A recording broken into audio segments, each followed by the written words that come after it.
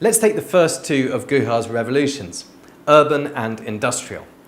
Despite massive urbanization in recent decades, according to a 2011 census, still only 31% of India's population lives in urban areas, which means that more than 834 million people live in rural India today, more than at any other point in history.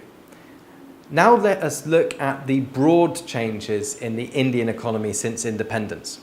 The share of agriculture has dropped considerably, from 52% in 1950 to just 17% in 2014. But what is unusual is that instead of industry taking its place, as has been the trend in the Asian tiger economies like Japan, Korea, China and Southeast Asia, services instead have been the star of India's post-liberalization growth, moving from 33% to 53% in 2014, with industry mostly not growing as fast as development models predicted. Could emerging technologies actually reverse or at least slow the seemingly unstoppable trend of urbanization? And to what extent are they changing the industrial revolution in India? Keep in mind that at the cost of crowded living spaces, dislocation of families, and pollution, the main draw of rural people moving to cities is higher income, better education, and better access to healthcare. Many technologies are increasingly able to provide the quality of life and livelihoods at a localized level. Consider the following example. Solar power and other renewable energy sources, even electric bicycles, can generate power locally. There are a huge variety of examples of this already occurring across India, with the search really on for finding a matching business model and technology that can scale. The drive to bring reliable internet access to all corners of rural India continues, with not just the Indian government, but even global internet giants like Google and Facebook having a strong interest in doing so. Google's Project Loon or Facebook's internet drones both hope to beam internet to populations in remote parts of places like rural India.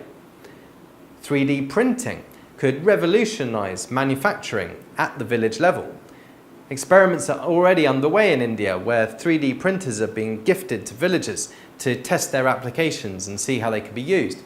And the cost of these devices continues to fall depending on the level of sophistication required. E-commerce marketplaces, as well as being places to buy, are also places for rural and small town artisans and entrepreneurs to sell, and can provide access to consumers anywhere in the world for products made at the village or small town level. With the implementation of the Jam Trinity and the India Stack, which we'll be discussing in week 5, many banking and other financial services can be offered through a smartphone without needing a brick and mortar bank. Whether low-cost tablets and diagnostic tools or telemedicine, technology is increasing the ability to distribute healthcare and even education through smartphones and other technologies more equitably, reducing the economies of scale required to make these services viable. I'd encourage you to check out the digital desk drive in our further resources section for a collection of stories of how Indians, not in big cities, but in tier 2, tier 3, tier 4 cities, towns and villages, are using the internet. You should also check out thebetterindia.com, which has an amazing array of case studies, interviews and stories from across India of how low-cost technologies are implementing change in healthcare, in education, and some of the other issues we've talked about. All of these advancements I've mentioned, and many others, could create newer forms of livelihood in India's rural areas and small towns, possibly encouraging more people to opt for a life closer to home and family. Taking a broader view than Guhar offers, digital technology in particular means that the industrialization of India will look very different to that of China, let alone the West. The government's Make in India initiative is geared towards generating employment through an Indian version of a China-style industrial revolution, powered by manufacturing jobs. But will automation or distributed manufacturing, already seen across India prevent that from happening? Or will it mean that India does make in India, but just in a different way to perhaps how it's currently envisaged? Already in places like the state-of-the-art factories of Ford in Sanand in Gujarat and Tata Motors next door to it, we're seeing automation in the way that you would see in any automotive factory anywhere in the world. Will we ever see a new wave of manufacturing led by workers in the second machine age? Or will the digital age economy look very different, requiring a new set of talents which might be suited to distributed rather than centralized employment? For example, at-home freelancing or work through virtual reality setups. Consider the Oxford Internet Institute's study of the geographies of online work. When you consider India's current internet penetration rate is only 35% and see its leading presence on a freelance website like Odesk, it really makes you think about the future of work.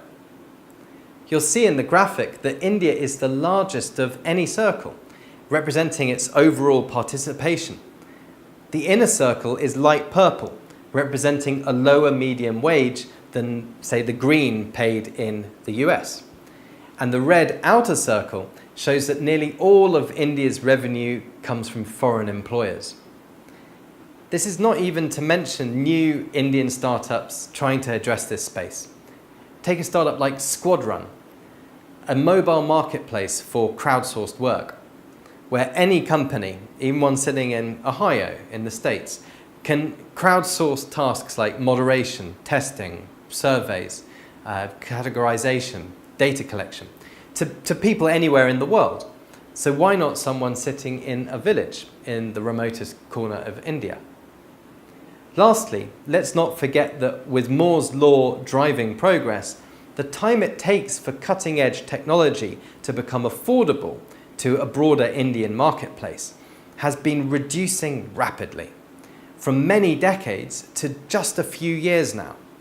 This is evidently the case with mobile phones, but it will be so with the next technologies too, whether it's virtual reality or 3D printing. Before we conclude this unit, here's one more example from the field of education that could impact our near future. People are working on designing virtual reality engineering labs, which allows students wearing a headset to carry out experiments, and it's almost a reality. It won't be too long before that becomes not just a cheaper alternative to an expensive physical lab, but also, because it is built with digital technology, infinitely scalable in terms of the number of students that can learn through it. Government-funded schemes might well provide the hardware or the software, the curriculum, or all three.